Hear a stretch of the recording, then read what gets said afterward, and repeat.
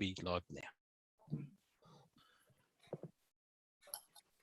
Hei noi tātou, whakataka te hau ki te uru, whakataka te hau ki te tonga. Kia mā kina ki uta, kia mā taratara ki tai. E hi aki ana te tākura. He tio, he hoka, he hauhu. Ti he mauri ora. Ti he mauri ora. Kia ora Penny. Kia ora Justin. Morena koutou, welcome to our October NRC meeting. Welcome especially to all those who may be live streaming today. I'm sure that we're all looking forward to tomorrow when we will be in level 2 as opposed to level 3. And well done everyone if you took part in Super Saturday. Let's all stay safe out there. Kia ora. So we'll make a start. We won't have any housekeeping today as everyone will be Zooming. Items 2, Justin, thank you for the karakia. Apologies, I'm not aware of any apologies today. Okay, very good. Declarations of conflicts of interest we'll take as we go. So we have a supplementary item today. Could I have a mover and seconder, please, for the supplementary? Thank you, Joss. Moved, seconded, Rick. Perfect. All those in favour, if you could just put your hand up. Carried, thank you. And that will be a supplementary paper for 7.3. Correct? Right. Items. Sorry, Chair. If you just describe it for the, because there's people that wouldn't know what the new supplementary is, perhaps just fully describe it, please. So that's the review of the regional policy statement. So that will be in the agenda pack, Chris, for people online. That's correct. It's all online, and we'll deal with it when we get to 7.3. Yeah. So we'll move on to item 5.1, which is confirmation of minutes from the council meeting 21st September 2021. The extraordinary meetings, representation review hearings 28th of September 2021 and representation review deliberations 5th of October 2021. Could I have a mover and seconder for those, please? Amy, thank you, and seconded Marty. Are there any matters arising from any of those minutes? No. All those in favour? Aye. Aye. Carried. 5.2, receipt of the action sheet. There are only 2 actions. Am I correct, Chris? It's correct, just the 2. The 2. The mover and seconder for that action sheet, please. Yep, I'll move. Thank you, Rick. Seconder, Jack, thank you. Any discussion on the action sheet?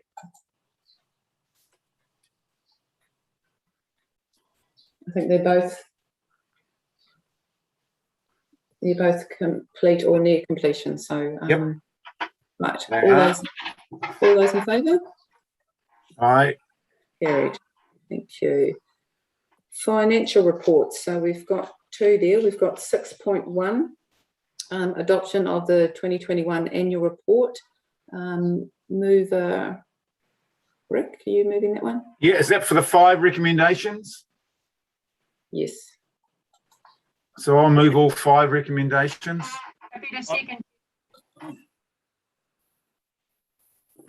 Oh, seconder Joss, thank you. Yes. So Rick, would you like to make some comments on that and then we'll go around?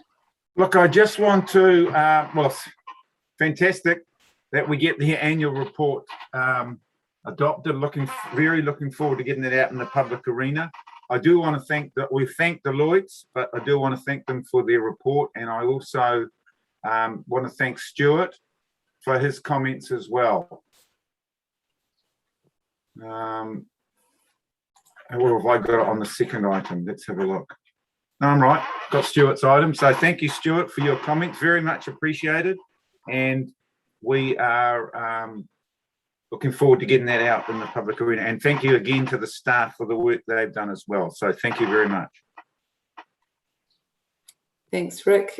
Colin Kitchen, any comments from you as Chair of Audit and Risk?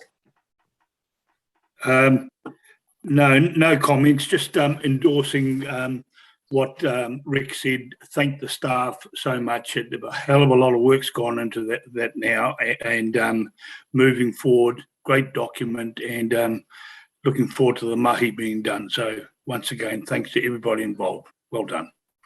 Kia ora. Thank you, Colin. Stuart?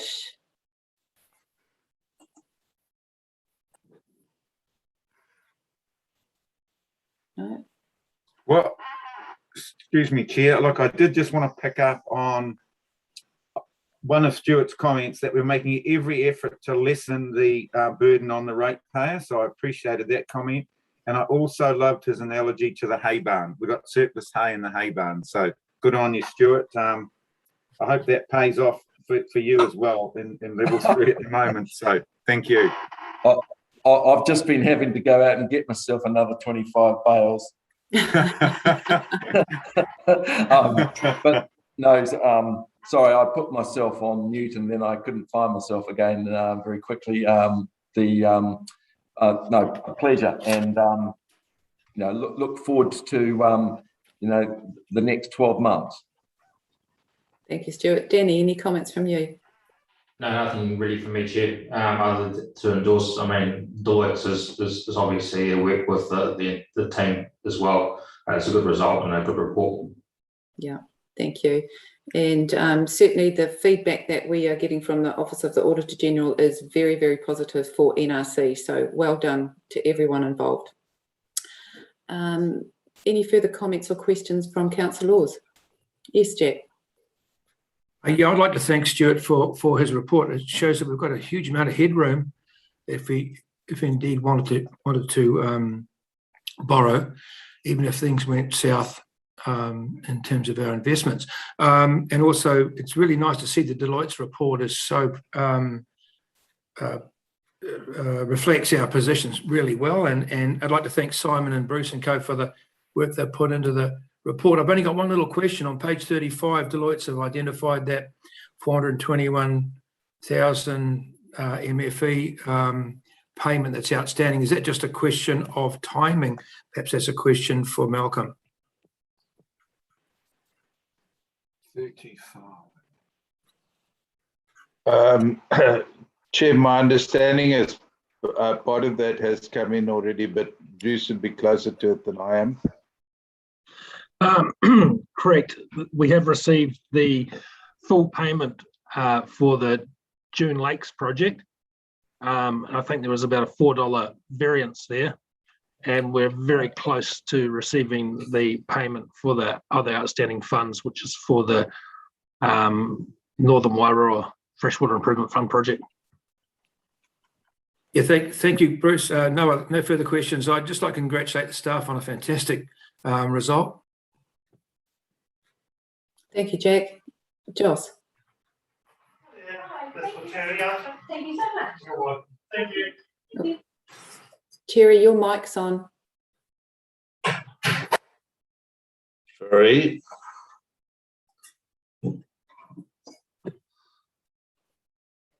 And mine's being silly and won't come on. Oh, we can hear you. It's all right. Just one point I suppose it is worth making, in that given where we got to in this result, it was definitely not expected throughout the course of this financial year just gone, considering COVID and the implications, and there was a hang of a lot of work done throughout this financial year to get us to the point where we are now. And we were fortunate that the markets have been favourable for us. And things could have turned out really differently. So I think that for me is actually the highlight of this particular annual report, is that, having come through COVID and all of the financial implications that we were dealing with throughout this financial year, to actually get us, to end up here is pretty miraculous. And so, yeah, I'm really thrilled that we've ended up where we did. And that's the annual report, and the bottom line looks like it does. So that is a huge amount of stewardship by our chief executive and the team in terms of, watching, seeing what's happening in the markets, being really prudent about how things are being financially managed, keeping us up to date as a council throughout the whole process.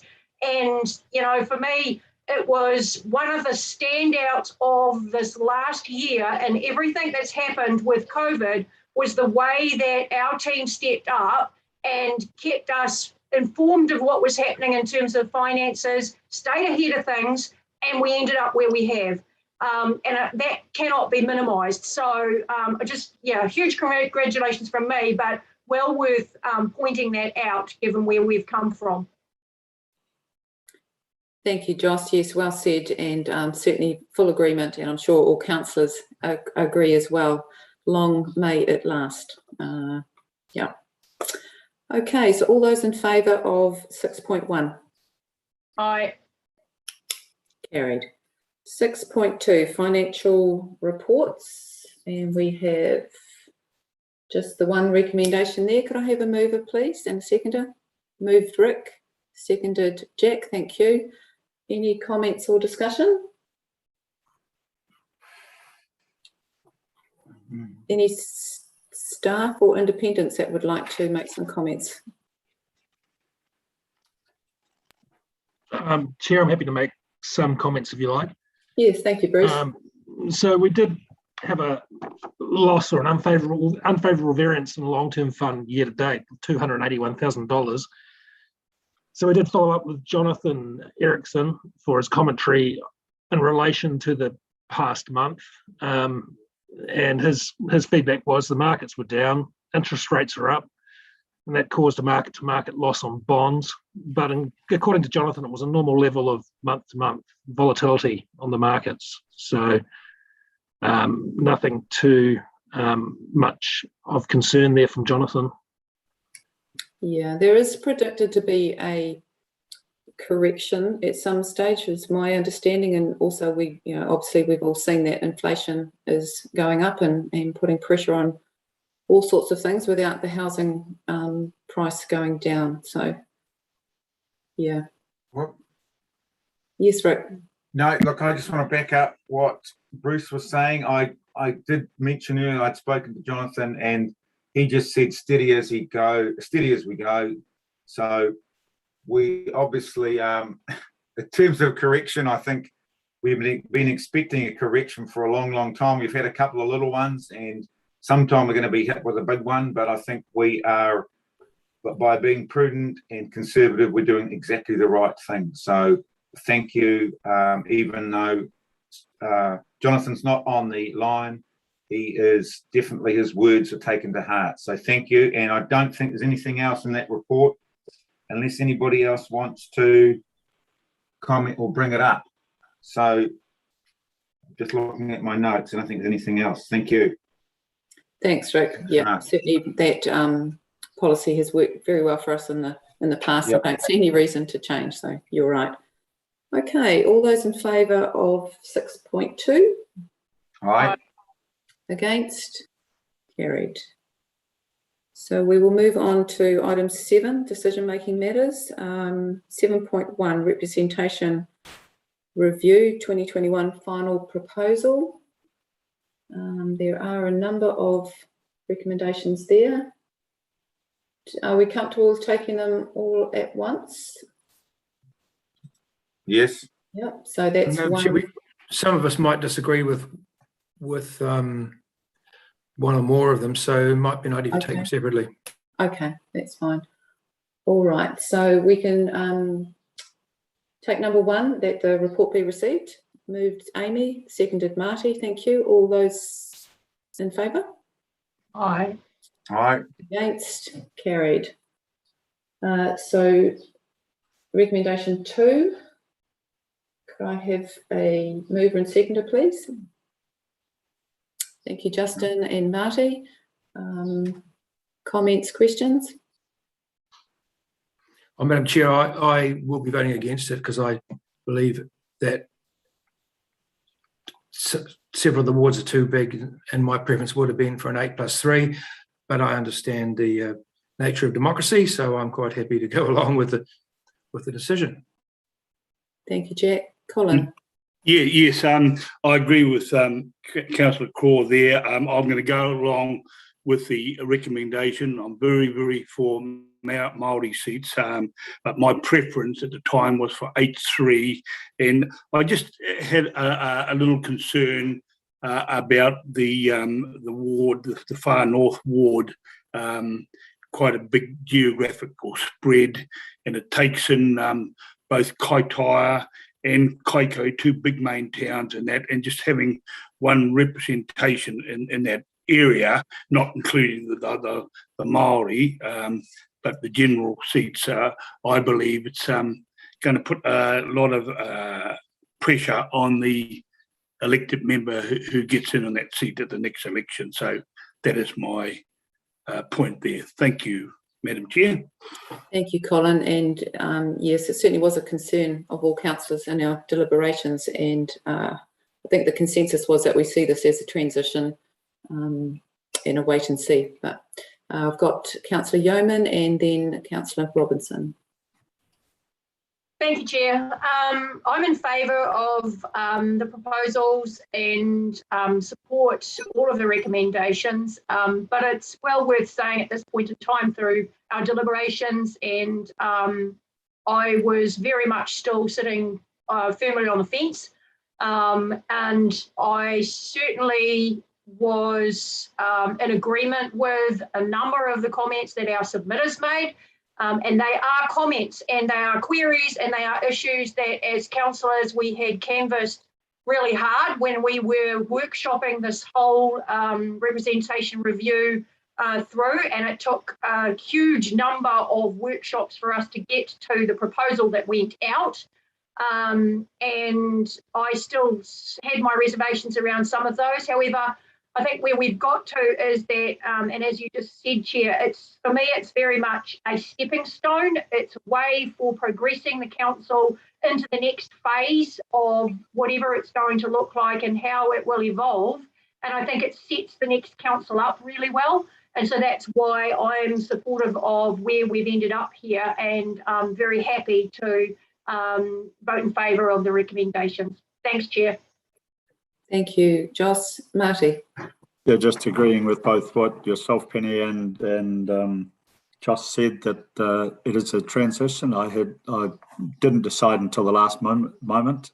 There were some very good submissions, but I'll be working just as hard for Whangarei and for Te Hiku as I will for the whole of the region. So it is there's 9 councillors will be voting for all of the councillors, so I don't think anybody should be left untouched with the whole region. So that's why I'm happy to go for that transitional 7-2. Thank you. Thanks, Marty. Rick. So I don't know if I missed it because I had to go in and come back out, and I may have missed part of Joss's, but I mean, the reason I'm supporting 7+2 is I think we've, as a council, we've made some very good decisions. As a group of 9, I think we get any larger, it gets awkward, and I think 7+2 is a great position to be in.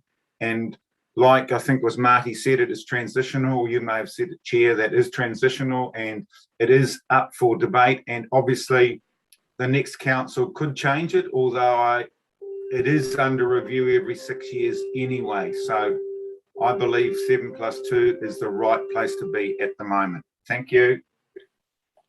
Thank you, Rick. And it's my understanding that we can review, or council can review at any stage. Yeah. They don't have to wait the 6 years. Justin. No. Yeah, I'd just like to support recommendation number 2. You know, obviously spent a huge amount of time workshopping the issue and hearing, and you know, through the submissions process, hearing from constituents. I think it's always in the back of our minds. We need to understand that, you know, when you sign your oath, you're here to represent the whole of Northern as an elected member. So, you know, whilst TOS, you know, certainly that some of those new boundaries are large geographically, you know, our Māori elected members, you know, are there to represent the whole community. So that they'll certainly, you know, that'll be part of their role. You know, and the new technologies now, it's a lot easier to reach out to communities. especially, as digital the digital capacity of Northland sort of improves over time. And I think we're stuck between a rock and a hard place. I think the critical point for me is around remuneration. I mean, if you increase the numbers and drop the remuneration level down, I think you're going to erode the opportunity for having a diverse council, particularly younger people that have got families. That's something that they'd seriously consider. So it's something that we might want to think about in terms of future remuneration reviews and passing that on to the Remuneration Authority, because we will not be the only council that's going through the same issues. As I understand now, many councils across Aotearoa have gone to have Māori seats. So it's something that maybe could be taken through LG&Z, whether or not there needs to be some examination of the impacts of Māori seats, on the size of councils and the issues that different councils are experiencing. Thank you, Justin. Yes, that feedback has definitely been passed on to the Remuneration Authority, and I know that LG&Z are aware of it as well, but we can certainly reiterate that too. I think it is important, you're right. For anyone that is live streaming, that deliberations meeting was live streamed as well, so it will be available for anyone to watch and hear all the comments that councillors made in fuller detail. Kia ora. So all those in favour of recommendation 2? Aye. Against? So Colin, you're voting against, correct? Yes, that's correct, but I won't have it recorded against it. Thank you. You've just got a clappy hand rather than a... Applauding. Oh, okay. Sorry, It's okay. I do apologise. I'm still happy. I'm a happy guy. Yeah. I love you all. Thank you. That's good. So that is 2 against, 7 for. Okay, recommendation 3. So I have a mover and seconder, please. Or could we take recommendation 3, 4 and 5 together? Yes. Well, we'll do recommendation 3, sorry. Recommendation 3, we'll take 4 and 5 together. So recommendation 3, mover, Amy, thank you. Seconder, Justin, thank you. Comments, questions? Amy. Thank you. I just wanted to make the comment that while obviously this recommendation is about declining matters that were raised in submissions, I just wanted to express gratitude for everybody who got involved in the process and took the time to either submit in writing or join one of the online events we had where people could provide feedback. A number of things that people raised were sort of outside of the scope of this review, but it was still really useful and meaningful feedback for council generally. I think a lot of us took on board what was discussed and we're thinking more broadly about how we can incorporate that as we move forward. So yeah, just wanted to acknowledge the time that members of the region put in to give us their thoughts and thank them for it, and let them know that even though we're proceeding with the proposal as we proposed it, those submissions were received and understood and will continue to inform us. So thank you. Thank you, Amy. Yeah, and 33 doesn't sound like a large number, but I do acknowledge that some of those were on behalf of larger groups. So kia ora, and thank you very much for all of your submissions. Certainly endorse what Amy said. Anything further? Okay, all those in favour of recommendation 3? Chair, Terry here. Sorry, I've lost my agenda. Could you just read the motion, please? Oh, it's got quite a long one, Terry. 6 parts to it. It's all the reasons for why council declined matters raised in opposing submissions. So there was the Whangarei Central constituencies recognised people's easy access in Whangarei to the Northern Regional Council main office, its services and its council laws, whereas this is not typically the case in more remote areas of the region. and a great spread of councillors provides the best net representation for the region. So next one was the configuration of 7 general councillors and 2 Māori councillors is the best balance of providing effective representation, balanced workload and encouraging diversity and effective decision making. Determining the areas for the 2 or more Māori constituencies is complex and can be reviewed in the next council term when council has a better understanding of Māori representation and how it's working in practice. The dividing of the region into general constituencies with a single councillor from each general constituency as opposed to only one single constituency better represents communities of interest and better promotes effective and fair representation. And then we went for first past the post electoral system to establish 1 or more Māori constituencies has already been made, or that decision has already been made by council, so can't be revisited. And the ability for non-Māori descent to stand in Māori constituencies is a matter of law and not something council has discretion over. Thank you. Okay. So were there any against recommendation 3? Carried. Okay, recommendations 4 and 5 I think we can take together. Could I have a mover and seconder, please? Happy to move, Chair. Thank you, Joss. Seconded, Rick. Any discussion? These are pretty much procedure. All right, all those in favour? Aye. Anyone against? Carried. So, well, thank you. We'll move on to 7.2, draft NRC submission managing our wetlands. Terry, would you like someone to send you through an agenda? Yes, please. Okay. Chris, is that something that someone could do, please? I can do that now, and if at any stage you do have a lot of recommendations, I can share my screen so everyone can see the same thing if it saves a bit of effort. But I'll, Terry, that'll be coming through shortly. Lovely. Thanks, Thank you. Chris. Thanks very much, Chris. Of course, it is available on our website for anyone else that hasn't seen it. 7.2, draft NRC submission managing our wetlands. So a good bit of work went into this with a couple of workshops. Do I have a mover and seconder, please? Chair, thank you. Thank you, Joss. Seconded, Amy. Any comments or discussion? Joss, did you have anything you wanted to add here? There's not really a huge amount that I can add, Chair. I mean, at the end of the day, there's a vast quantity of legislative change that's coming through from central government and particularly through the Ministry for the Environment. And this one relates to the definitions around wetlands and has dropped out of work through the National Policy Statement for Fresh Water. And so hopefully we can get to a point where there's some alignment between legislation and everyone knows what page we're working from. So that's basically what this one is in a nutshell. So yeah, nothing further I can add, thanks. I think the opinion was that it's changed somewhat, but it's not quite there yet. So hence our further submission. Justin. Yeah, I've had a crack at this before, but I'll have another crack at it now.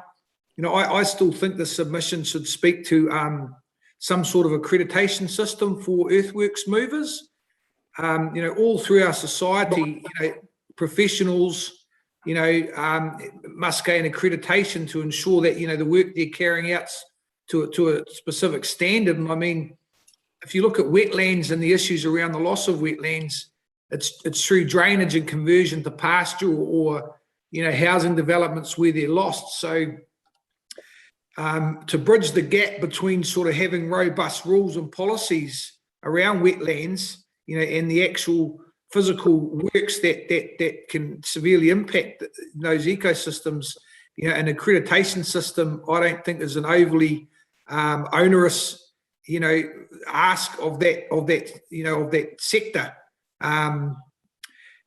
You know, it'd be a straightforward system, so whereby they demonstrate they understand the rules. So, you know, when they're going and contracting on somebody's property, there's no doubt as to, you know, what can and can't be done in terms of working around wetland ecosystems, ensuring that earthworks contractors actually can recognise wetlands under the definition that is being proposed within the submission and within the other policy statements. So again, I just wanted to put that out there. Yeah. Thank you, Justin. I know one of the issues in Northland and around the country is the identification of wetlands, and we are doing that mapping, coming to the end of it, I think, or getting close. So that will certainly help with that as well. Are there any staff comments to Justin's comment?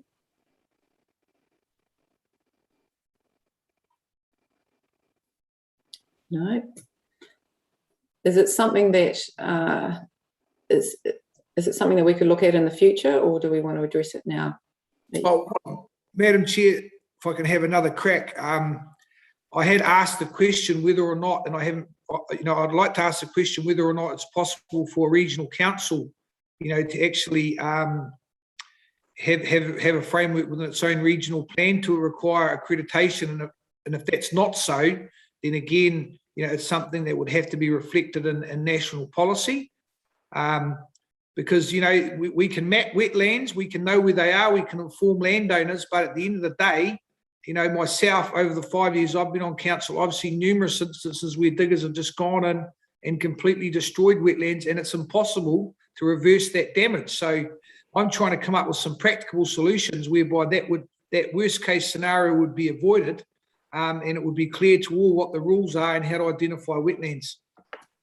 Thank you, Justin. So I see we've got Malcolm and Jono.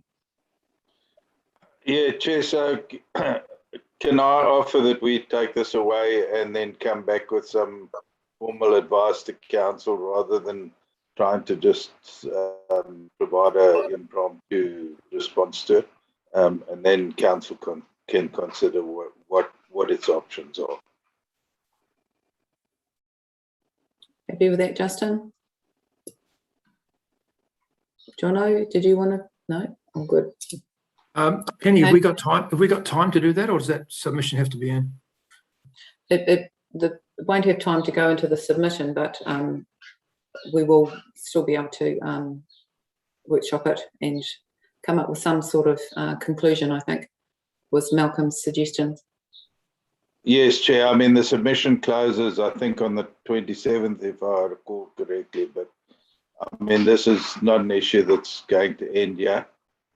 It's going to be an ongoing area of concern that we're going to have to work at. Yeah, and would need to be included in a regional plan, wouldn't it? I don't know, Chair. I think that's part of what we need to consider is whether there should be some beefing up of the regional plan or not, or what alternative options we have. Okay, thank you. Jono. Thanks. Kapai, Chair. Okay. All right, so if there's no further discussion,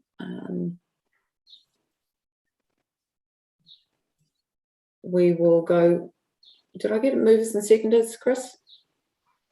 I did, didn't I? Yes, you did. We had Councillor Yeoman and Councillor McDonald. Yeah. So that's for all four recommendations. All those in favour? Aye. Aye. Anyone against? Carried. So now we will move to the supplementary paper, which is the review of the regional policy statement. Just,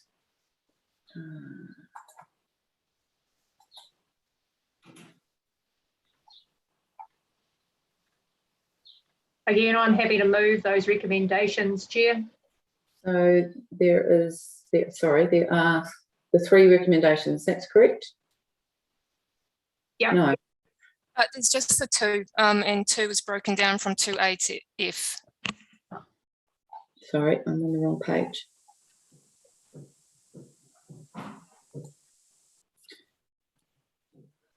I've only got a 2A to D. You need to refer to the separate supplementary agenda. Those recommendations were amended and they're fully complete in the supplementary 7.3. Thank you. Page 4 of the supplementary. Right, thanks. Sorry, I'm just, Goodness. I'm happy to second, Madam Chair. thank you. Okay, so why am I seeing 3 recommendations on page 4? Scroll down, Chair. So the initial paper is what you effectively passed at the start of the meeting, which was just to receive it. And then if it helps, I can share my screen so that you're looking at the same thing. That'd be good, thanks, because I'm confused. Yeah. Thank you.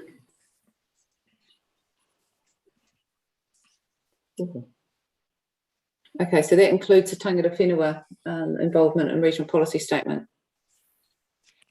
That's correct. From my understanding, we've got Ingrid online if she wants to provide some more advice, but it was following the TTMAC meeting the other day where they provided some more specific advice about how they wanted tangata whenua involvement in this process. Okay, all right. Okay, so we have a mover and seconder? That's correct. We've got Councillor Yeoman and Councillor Craw. Thank you. And if you could, so I can't see everyone, are there any comments or questions from councillors? Yep. Yes, Madam Chair. Justin. Just a comment reflecting back on the workshop on this item, Madam Chair. I believe there was quite a number of councillors that were supportive of, there being an external provider, external consultant to carry out this review. That's still my preferred option, even though it's contrary to the staff's recommendations. For a number of reasons, I just think having external lens applied over at such a critical part of the regional council's function, provides a greater level of transparency, and that there's no disrespect there to our staff. As it is, having the TMAC involved there in the idea of consultants certainly, and bringing in other stakeholder groups, provides some level of transparency. But my preferred pathway forward on this, is to have an external consultant. We had some indication of the cost of that. How accurate that was, I'm not sure, but I'm interested to hear from other councillors, because on the day, I know that there were quite a few of us that were in support of an external consultant being provided. And the other note I'd like to make there is, I see after the draft has been reviewed, it'll be provided for public feedback, but I'm just questioning in recommendation E there, key stakeholders such as the Department of Conservation and district councils. Do we need to broaden that out to include other sector groups like the prime industry sector, other key stakeholders like the aquaculture sector? Because to me, having those two named as key stakeholders somewhat, to me, is, could potentially skew the feedback we're getting on the regional policy statement. So those are some questions that, staff I'd like to hear from, but more importantly, other councillors, in terms of the idea of getting external consultant. Because I believe the sum figure is not, doesn't warrant discounting it because of the cost. Thank you, Justin. So, Jono, would you like to make some comments before I go around to council? Because we've had a bit of a conversation about this, and I just want to make sure that councillors are aware of the actual reasons and how this review works, please. Penny, so it's Ben here. I'm happy to respond. All right, thanks, Ben. Kia ora, councillors. So just in terms of bringing in an external consultant, you'll see in the original paper that was an option that was considered, and it lists out the pros and cons for doing that. Some of the factors that we considered were, firstly, the budget, that to bring in an external consultant and to do a really good job of that will cost quite a bit of money. Now, we don't have accurate figures on that, but we're guessing that it's going to be more closer to $100,000 type job, because if you're going to bring in someone external, they're going to have to get their head around all things council, the inner workings of the council and the issues, etc., which staff already have that knowledge. Yes, they bring in an outside perspective, but you will essentially be paying for that, bringing that consultant up to speed. The other thing I'd like to just sort of highlight is that in the scheme of councils particularly, and we'll talk about just their policy work, this is not a particular priority. It is something that we must do. There's a legal requirement, but in terms of the water planning that we're doing and the upcoming, for example, biodiversity work we're going to be having to do coming out of the new biodiversity MPS, at the end of the day, we don't think this is a particular priority, and that was reflected in council's original decision to defer doing this review. In terms of the comment around stakeholders, it's not an exhaustive list in E. It was just some examples of who we would engage with. As a suggestion that we could potentially add a resolution around going and working with the Planning and Regulatory Working Party to work up the more detail around the project plan, so to speak, for this RPS review. And then we could deal with that issue around which particular key stakeholders to deal with at the working party. Thank you, Ben. Yeah, so I'm just reading in the summary, executive summary here, that it provides an opportunity to identify any key gaps or areas for improvement as a result of changes to legislation, national policy direction, or best practice which have emerged since the RPS was made operative. And in the conversations I've had, it's not a test for management. It's actually a way for management to identify gaps and let councillors know, or whoever the report goes to, of where we see as a council things aren't working for us. So it's not sort of staff judging staff for me. And I think with the amount of work that's on at the moment, that's a good point, Ben. Also, things are changing quite rapidly, and to go through a process of quite an expensive and long review perhaps isn't the best use of our time and money at the moment. So I'm slightly differing, well, I am differing from your concern there, Justin, but happy to take some more comments. Just Jono. Chris, could you stop sharing the screen, please? Because I can't. Thank you. Oh, kia ora, Chair. Just picking up on Councillor Blakey's comments around an independent assessment of the regional policy statement.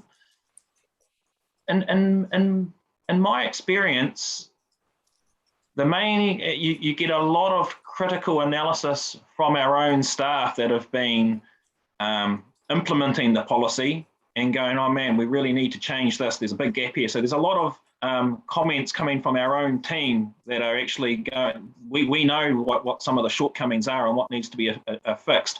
But also I think the stakeholder engagement part is where you get a lot of that external independent critique of the current management regime. You'll get all of your federated farmers, your primary sector groups, Aquaculture New Zealand, who have got all of their expert planners and consultants, people that have actually been living with and implementing the regime as they've been trying to go about their day-to-day business. And that's where you get a lot of that non-council input into the process. And I think as long as we've got that a good avenue for those external representation groups to provide input into the process, then I think you're getting a lot of external outside of NRC input into the process. And I think if we can make a real transparent process about how we receive that feedback and provide that transparency of the feedback that we're receiving, then you should have confidence that it's not, I guess, staff protecting the management regime that's been in place. And like I was involved in the first round of the regional policy statement, for example. I think you get a lot of that external from those other agencies. Yeah, I looked at the Taranaki latest one. They're quite hard to find in in regional council websites, but I saw the Taranaki one and they had quite an extensive list of stakeholders that they consulted. So I agree with your comment there, Jono. Joss. Thanks, Chair. So several points, and I agree wholeheartedly with Jono's comments and Ben's as well, and those that you've made too, Chair. I think it's worthwhile remembering a few other points. Firstly, there are a number of district plans around the region that have not actually yet been updated to incorporate the current RPS, even though we're at the 5-year mark, unfortunately, just because of the rollout of some of our district council planning processes. So there's no way of actually knowing how effective or otherwise our RPS is in relation to those, because they're not actually in place as yet. So, you know, it's very difficult to make that kind of a judgment call on it. However, what we do have is all of the information and feedback that's come through from all of our monitoring staff, all of the teams out there on the ground that are actually doing the work and working out where the gaps are and what needs to happen in terms of whether we have some changes that are required in the RPS. We know, for example, that there's some gaps around climate change, and that's because that's been such a fast evolving sort of area of council's work in the last 5 years, that we know that there's some gaps in there, and we'd already identified that as the Planning and Reg Working Party. So we've got a list of things already that we know we need to look at in terms of the RPS. I support fully actually Ben's comment around, and would have expected it to happen, that the sort of the detail of the whole thing would come back to Planning and Regulatory Working Party to actually work through.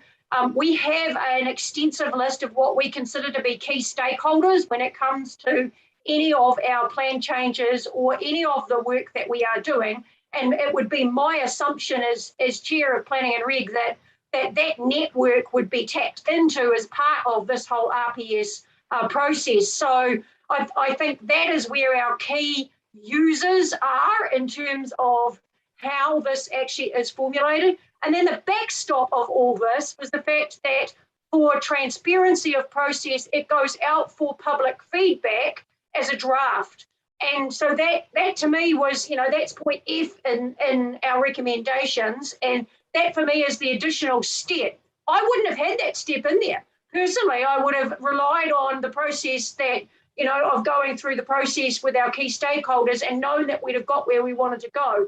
For me, the additional step is to then put it out as a draft.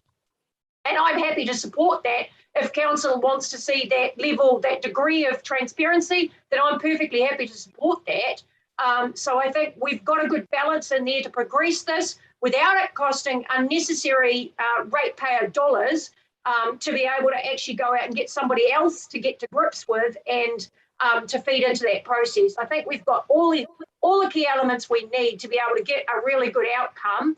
And you've got to also remember, resource management is changing dramatically in terms of the legislative landscape, and will do so in the next year. So, you know, spending more at this current point in time with this particular review is probably throwing money down the loo.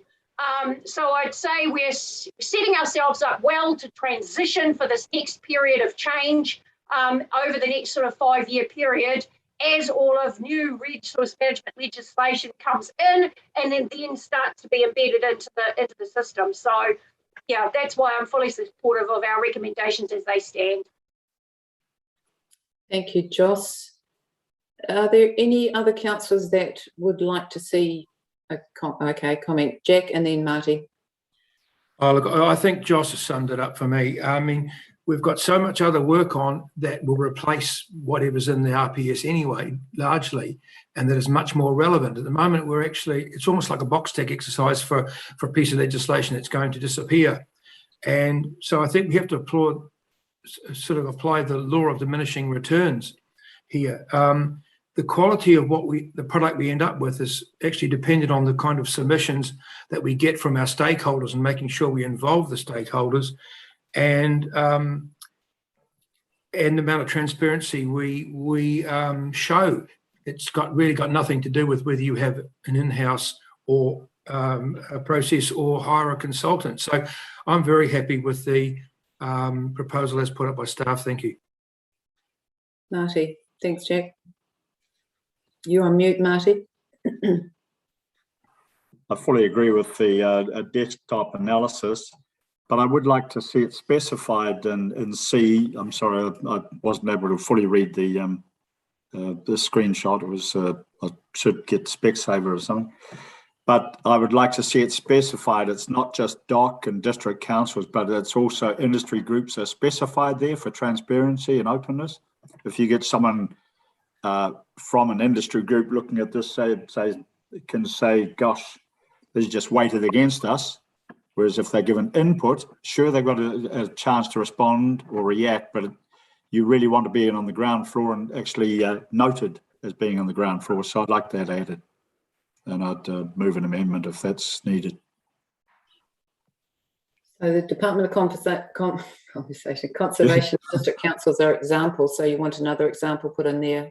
Those are examples of compliance, regulation, and dare I say restriction, rather than industry activity. So industry group or affected groups. Ben, you have your hand up. Jono's giving the thumbs up. Yeah, so it is just a couple of examples, and happy to add other examples if we feel that assists with the resolution. I do still want to make that the suggestion about adding another recommendation around the Planning and Regulatory Working Party overseeing the 5-year review, and therefore that detail would be worked out with that working party. So that would be another, that would be an E. Yeah, just to make it clear, while it might have been the assumption that it goes to the Planning and Regulatory Working Party, that we just make it crystal clear that they are the working party overseeing the review, okay, and therefore would look into the detail around, you know, who are the appropriate stakeholders to engage with. Okay, so with that, Marty, we could just make C include key stakeholders. Yep. And what Ben said. Just, yeah, if it's just key stakeholders, full stop, absolutely fine. And then put what you said, Ben, into C, or do you want a whole other? My suggestion is a new resolution that reads with the effect of that the Planning and Regulatory Working Party oversee the 5-year review of the regional policy statement. Okay, so I'm happy to include that. Do we need to include that or put that to as an amendment? I'll move it as an amendment. Got two options. If our original mover and seconder, which are Councillor Yeoman and Craw, are happy with those changes, we can incorporate that, or if that's not appropriate, we'd be moving an amendment to that effect. Okay, so Jack is. Joss, are you okay with? Yeah, perfectly happy to add that to the recommendation. Thank you. Very good. You, so are there, thank you, any councillors that would like an external in support of Justin?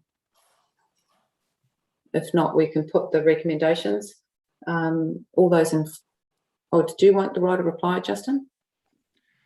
No, but I mean, part of my thinking behind that my proposal, Penny, was, you know, we've been told numerous occasions the barrage of reforms and policy work that's got to be done by our team, you know, is overloading the capacity. And this to me is another additional bit of work that could be done by an outside consultant. So, but I appreciate what staff have said is that they would have to sort of support and give direction to that consultant. So, you know, no point going on, it's 8-1, so I don't win them all. All good. Okay, all those in favour? Aye. Aye. Against? Carried. Awesome. Thank you. So we have 7.4, excuse me, allocation of remaining regional sporting facilities rates collected 2018 to 21. And I believe, Marty, you have something you want to say here? Just to declare an interest, so I'll step out of the conversation and the decision making. Thank you. I'm on the sports complex.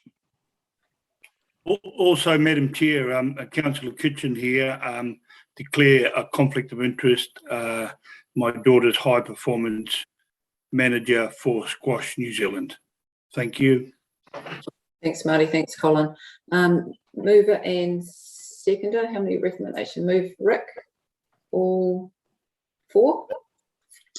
Seconder, thank you, Justin. Any comments, questions? Rick? I just think it's a very sensible move and I'm very keen to move it, and I appreciate the conflicts of interest, but I think we need to get on with this facility and back Kerikeri in this, and even if there is a little bit of opposition that a lot of money is going to that area, I think this is an important facility and it's been on the cards for a long time. So thank you. Thanks, Rick. Well, I think, yes, it is a surplus, and it does mean that potentially there's more money for the next tranche if Kerikeri aren't in the mix. So quite happy to support it as well. Did you have any comments? Madam Chair, in my conflict of interest, under that conflict, have I a vote or do I step right out? Well, that's your decision, Colin. You declare your conflict of interest, and normally, when you do that, you don't normally vote, but you. Okay. That's fine. Thank you. I'll go along with that. Thank you, Madam Chair. Phil, did you have any comments that you wanted to make? No, I think it was fairly well canvassed through workshops, and as was pointed out, passing on the surplus for Kerikeri basically just opens it up for the next, next projects. They get their money sooner too, so it's a good thing. Yeah. Awesome. Thank you. Yes, Jack. Just to address that bit of the argument about this one area getting a better handout than the other, I think that we're extremely well served by staff when they give us reports. Every single report, they report on what area or what district has had funding over the last year and the last 2 years, last 3 years, last 4 years. So, and we find it continually smooths out. So I think we can all be quite confident that we can defend the decisions we made this year and the decisions we made last year on that basis, and that because we need to do that because the rate is collected by each TA on a TA basis. Sorry. So yeah, I'm very happy with the staff recommendation as it is. Thank you. Thank you, Jack. Yes, it was all in our last month's formal meeting. All that information as to who gets what and when, and the criteria that's used. So. And it was broadly where the money was collected. Broadly speaking, it was returned to that district magically, and that's a good thing. Yeah. Thank you. Terry, I see you've got your mic off. Did you want to say something? No, I'm fine. Okay, cool. All right, we'll put that to the vote then if there's nothing further. All those in favour? Aye. Against? Carried. Perfect. Right, 7.5. Do we call mine an abstention then? Sorry, I've missed that, Marty. I abstained. Abstained, okay. And Colin, And noted, please. Thank you. Yep, I'll do that too. Thank you. Okay. Thanks, Marty. Right, 7.5, proposed Four Waters Entities Council position. So as we have been asked for a position on various occasions, and I have replied to any inquiries, we thought it would be an idea to have an actual stance that all councillors could refer to and potentially put out there in the media. So we have 2 recommendations there. Do I have a mover and seconder, please? Yeah, I move, thanks. Thank you. Seconder? Thank you, Rick. Questions, comments? No? Okay, all those in favour? Aye. Against? So the moment's lost. I was just going to make a comment that we really should be reviewing not just the Four Waters themselves, who's going to get what, like sharing, divvying it up, but actually reviewing our whole use of water and wastewater. So just saying that as a statement, but voting in favour. Thank you. Okay, thank you. So it's the 3 waters and the 4 entities. Yep. So we've voted on that, it's carried. We'll move on. That finishes our decision-making matters, so we'll move on to operational reports. We've got 8.1, health and safety. We have got the recommendation to receive the report. Could I have a move and seconder, please? Also move, Kitchen. Thank you. Thank you, Colin. Seconded, Justin. Any comments or questions for health and safety?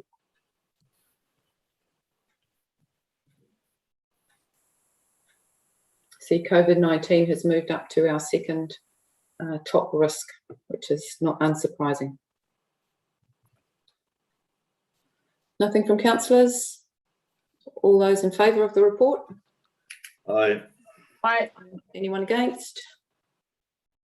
Carried. Item 8.2, Chair's report to council. I'll move. Could someone second, please? I'll second it, Penny. Terry. Thank you, Terry. Any questions on the report? No. All those in favour? Aye. Aye. Against? Carried. And thank you for the great work you're doing, Madam Chair. Oh, I was just going to say it's just a quick snapshot of what I've been up to. We'll move on to 8.3. Thank you, Colin. Chief Executive's report to council. Could I have a move and seconder, please? Thank you, Justin. Seconded, Amy. Comments for the CEO and questions? Yes, Jack. Oh, just a couple of minor ones. On page 132, we talk about pole cameras in the marine space. Is anyone here in the staff able to explain to councillors what pole cameras are? I believe I know what they are, but I think we'd all like to know. Experiencing marine reserves.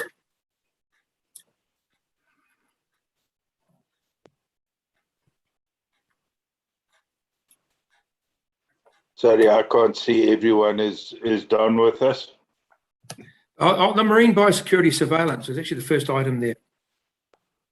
What page? Sorry, Jack. 132, right at the top. Kia ora, Jack. Jono here. Yep. Sorry, I'm working off my laptop, so I can't have both the Zoom and the agenda paper up in front of me at the same time, so apologies.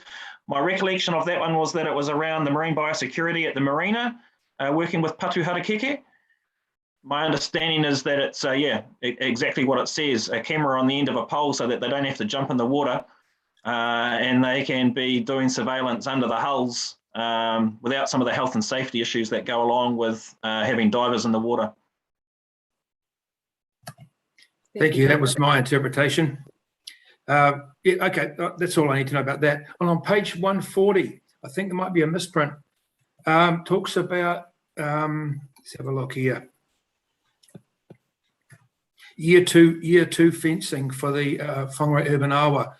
That's page 140, Whangarei Urban Awa project. It says 4.5 kilometres of fencing already planned for year one. I think that should read 4.5 kilometres of fencing already planned for year two, because I'm pretty sure we did about 8 Ks for year one already and that's completed.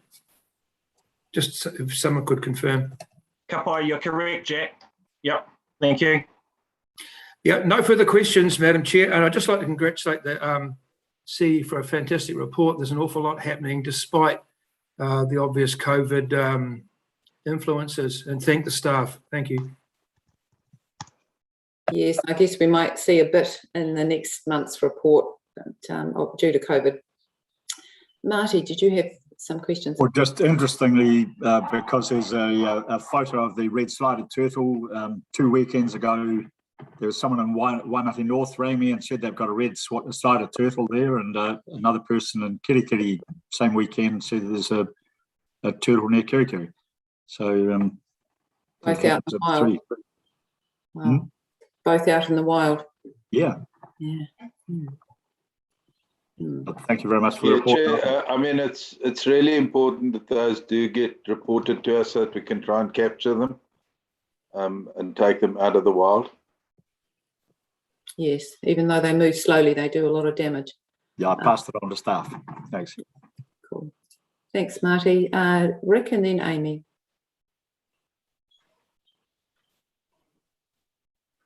You're on mute, Rick. Rick, you're on mute. Right, thanks. Thanks, Malcolm. And I just did want to comment on your update for transport. Thank you. I did send out the latest update from Wakakutahi yesterday on what's actually happening in the north and below us, actually. So I hope you appreciate that. That is for general circulation. So if anybody would like that, please feel free as councillors to forward it on. My second comment was on maritime. Great to see the new navigation signs, 45 navigation panels being the new ones replacing the old ones and damaged signs. That'll look forward to that. I think that'll be a very good thing coming into summer, and congratulate the maritime team on having full staff coming into summer, because as we know, when it opens up, it's going to be chaos on the water. I've got a brother-in-law in Auckland who under level 3 they're allowed to go out, and he said it's absolute chaos on the water at the moment. So we are very lucky at the moment, but it's going to turn chaotic here. So I think those navigational signs and the extra staff are going to make a big difference. And also a big thank you to our volunteer wardens. They've all been updated and briefed on the upcoming season. So well done, maritime team. Thank you. Yes, certainly. Amy, were you next? Thanks, Penny. I think my question is probably for Colin Howell, and I'm not sure that he's here, but I'll just ask it anyway, and possibly he and I can have an email exchange. He is here, I think. Oh, okay, thanks. Sorry, it's not showing up on my screen. On page 142, the natural resources science, just there's a few bullet points there about air quality, and that the World Health Organization has updated the air quality guidelines. And that we're still waiting to see what MFE does with that, but that from a Northland perspective, if those World Health Organization levels are adopted by MFE, in Northland we will have difficulty complying with those standards. I was just interested to understand what sort of influences were affecting our air quality in Northland, and what that might mean. Yeah, Chair, so if Colin, do you want to go? That's fine. Yeah. Kia ora koutou, councillors. That one might actually be for Jono to respond to at the moment. I can only have a guess at what the issue might be.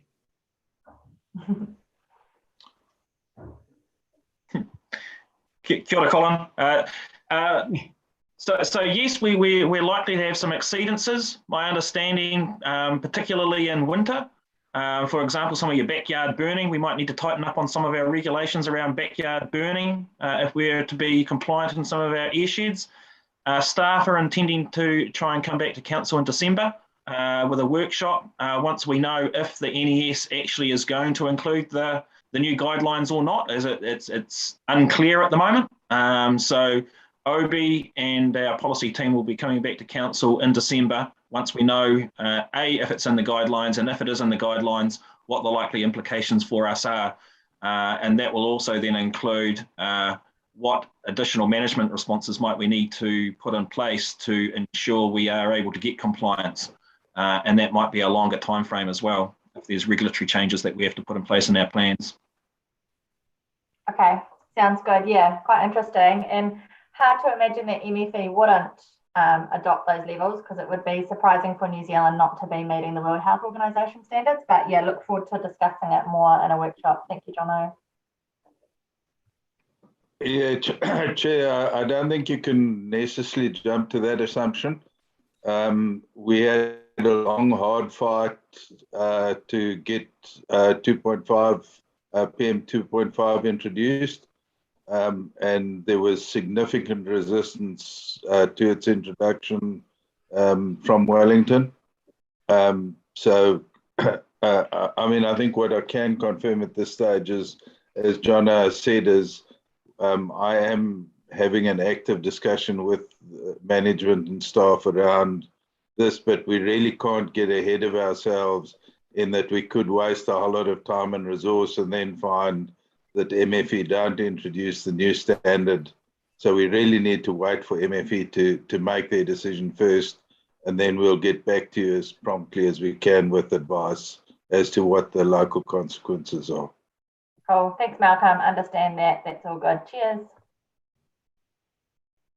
Thank you. Colin Kitchen. Yes, I'd just like to make comment in relation to the CDM staff for the mihi they have been doing during level 3 in the lockdown period.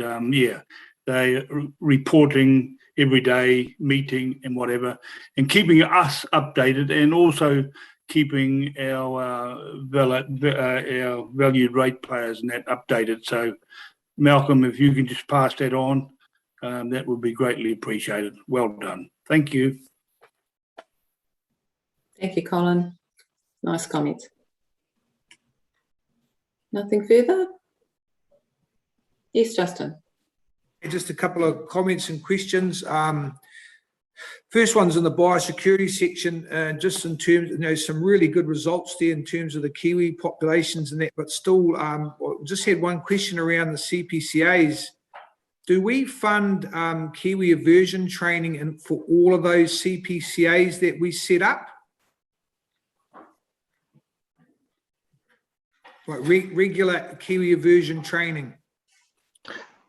I off the top of my head, I don't know if for each of those CPCAs we provide Kiwi aversion training. I can come back to you, Councillor. Yeah, I'd like to, because I mean, to me, if we're out there killing stoats and trying to protect Kiwis, but we've got uneducated people in that community and there's roaming dog issues, and dogs have not been put through that aversion program, that's something that we really need to look at, as best practice when we're setting up these CPCAs. And my second one was, really good to see the figures around the for the land management section, Jono, on the amount of land that we've got planted, highly erodible land in the last year.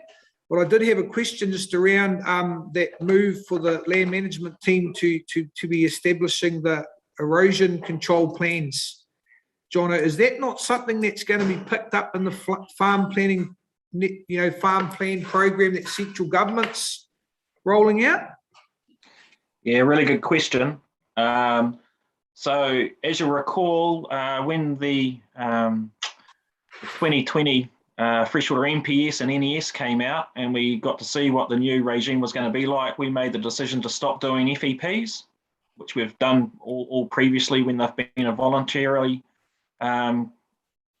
tool. We have, however, we've got contracts with MPI around Sharp for the next 2 years, and one of our key deliverables in there was around FEPs. So in our conversation back with MPI, given the new NES and NES freshwater context, we've made them more targeted towards being sediment erosion, around sediment erosion, and MPI has taken this as a new KPI for us. Yes, it's an element of an FEP, but it means that we can more focus in on the sediment aspect of it, which is what MPI actually wanted us to do at any rate. So we will continue to be doing erosion control plans for the next 2 years while we've got the Sharp contract with MPI.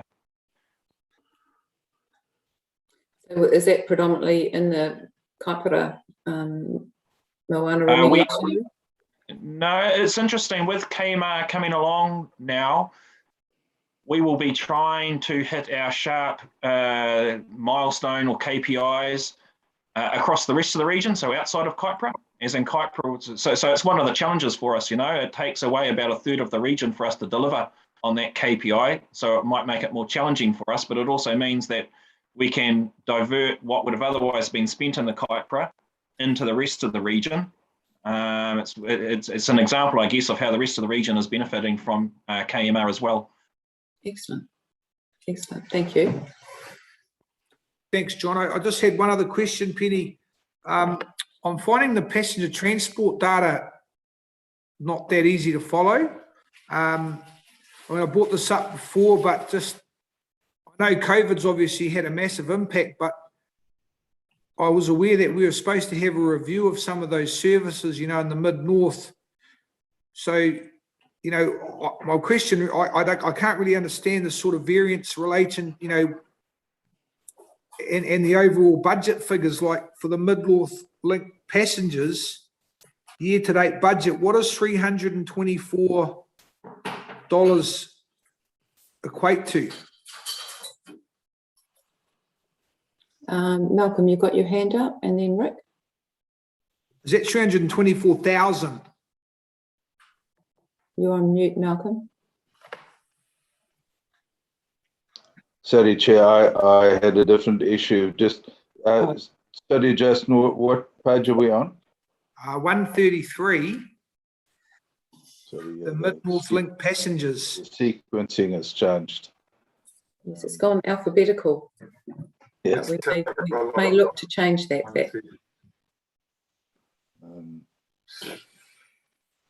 The budget, the budget there, $780. What does that relate to?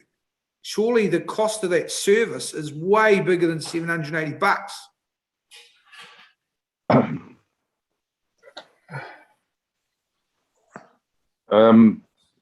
Look, I'll have to go back and check this, but my understanding that some of these services are only running once a week. So they're very small services, and I think that's why the numbers are so small. Yeah. Okay, so maybe we could get a staff member to come back to you on Yeah. that. Rick? So, first of all, Justin, yeah, they are. Malcolm's dead right. They are small numbers. All of these services are under review, and the ones that are not performing will not be carried on in the extent that they are, and obviously that will relate to the Waka Kotahi funding as well. So some will be dropping off. And as Malcolm said, there will be reduced services, and if they're not used or utilised, they will be dropping completely off. So we are trying our best to give everybody a fair go at these services, and you'll see from the more recent ones, like in particular Whangarei Heads and Hikarangi, that they're not perfect, but it's really they're only coming up to their second summer. So there is a bit of discussion in Whangarei Heads in particular whether we just go to the summer service, which was very, very popular, and the normal weekly service is not popular. So it's up and down at the moment. It is dependent on the Waka Kotahi funding as well as our contribution. They will always be small numbers. It will take a very, very long time for public transport to get out of those red figures. We've got to accept that, but also we've got to realise that we are doing our best to try and get people involved. And in particular, I refer to the recent free vaccination bus runs, which were offered. And as chair of the RTC, I did get a couple of quite, what would you describe it? Very active comments from people about running free vaccination buses, free service for vaccination people. So I think we've just got to take it into effect that we are actually observing what's happening. We are reviewing the services, and they are changing all the time. So it's very difficult to pin them down at the moment. But thank you for your inquiry. If I could comment though, Rick, I mean, you were there. And which one in particular, Justin? Can you give me a number? I don't need to go into particular. The last triennium, we didn't have good patronage on the Mid-North Link. Then the subsidy if I remember rightly, the subsidy went up. So what we'd said is, let's continue it on because the subsidy's gone up. So the question is, Rick, when are we going to know from Waka Kotahi in terms of these subsidies for each different route? Because I'm thinking back, we actually went out and rated. We've gone out and rated for these services alongside that subsidy. So if the subsidies are getting canned, when's that happening? Because is that going to be the next council that decides what happens with the rates, or is it this council? So the Waka Kotahi gave us their decision on subsidies about 2 weeks ago, I think. And I think staff are still working through that at the moment to come back. My broad understanding is that while there was a signal that the subsidies were going to be cut, In fact, the government put in additional money, so we got all of our subsidy, or the vast majority. I'm talking under correction now, but I think we got about 93% of what we were expecting. So we from the bus point of view, we effectively got the bus subsidy point of view, we effectively got what we were expecting. And what I think the other point clarification is, the numbers here are the ticket revenue, not the cost of operating the service.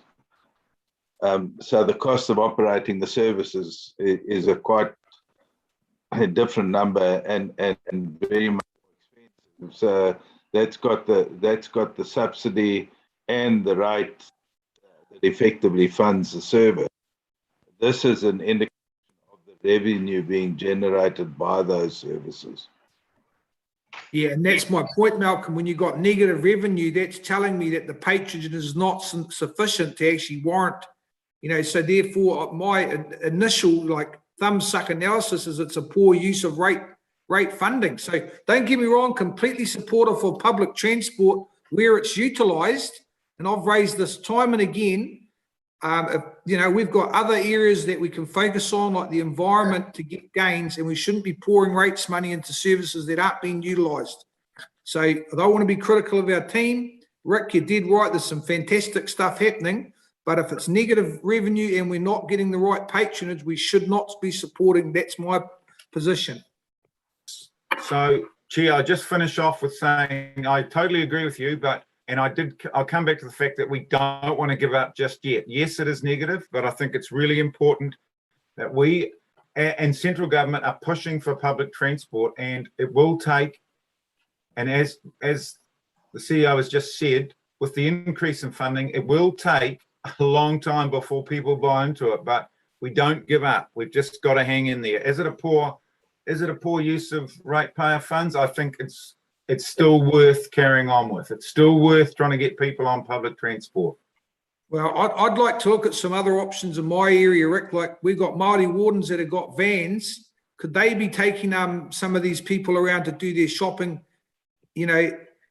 achieving the same result, but not, it's a service that you can pay for and just go and do your shopping. So, yeah. We can certainly look at the next public transport meeting. Yeah.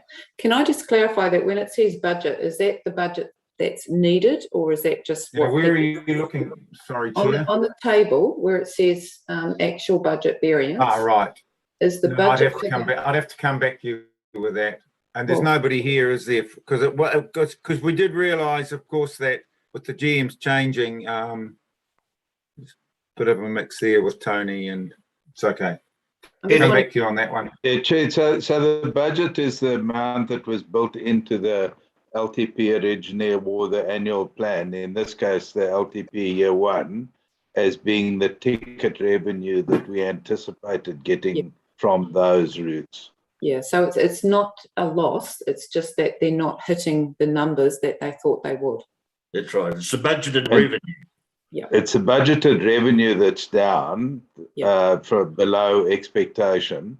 But I think, and again, this report is slightly different to the one that you've seen in the past, in that it doesn't show the passenger numbers. And in some cases, the passenger numbers are up, but the actual revenue is down, particularly on the City Link. And a lot of that is driven by the fact that we're getting a changing mix of passengers, with more children using the buses and school children using the buses, and they have a half fare.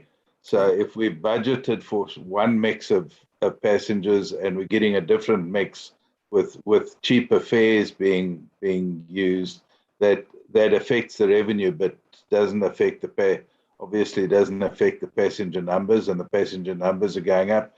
And I know staff are actively working on that, because one of the concerns that we raised in our report last month was that the antisocial behaviour of some of the school children is driving adult passengers off of the buses, but onto, in some cases, the total mobility. So we're seeing total mobility going up as some of the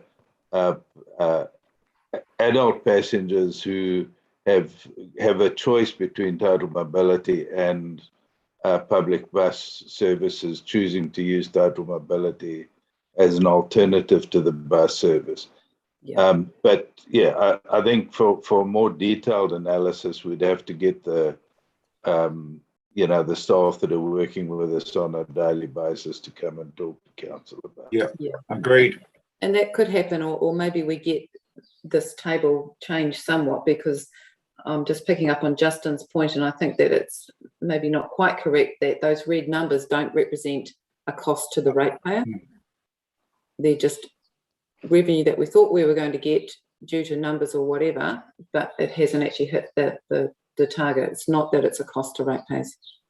Yeah, Chair, that's correct in the short term, but if I think what Councillor Blake is saying, which is correct, that in the longer term we couldn't sustain those losses for years on end, it would ultimately convert into a higher rate. Yeah.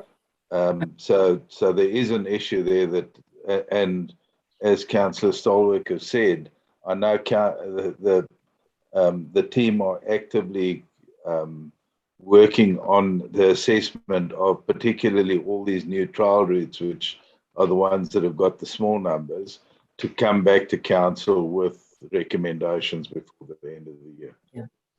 Yeah. So take your suggestion for a workshop, and obviously this is integrated with our climate change initiatives as well. Marty, you had a comment. I was pretty well along those lines. I'd like to see a workshop before there's any consideration of ditching a service, and I'm glad you brought that up, Justin, about using Māori wardens or any other way to make it happen, so that we can be a little bit more creative. Yeah, look, I only brought it up, Marty, because previously we'd seen data on bums on seats, and that's really where the issue, we've got to have that data to say, is it viable to keep running these services? Because I drive past our Mid-North bus on frequent occasions, and there's not a large degree of patronage. So, as I said, fully supportive of public transport where it's utilised, but we've got to be honest with ourselves. If it's not being used, I don't think we should support it.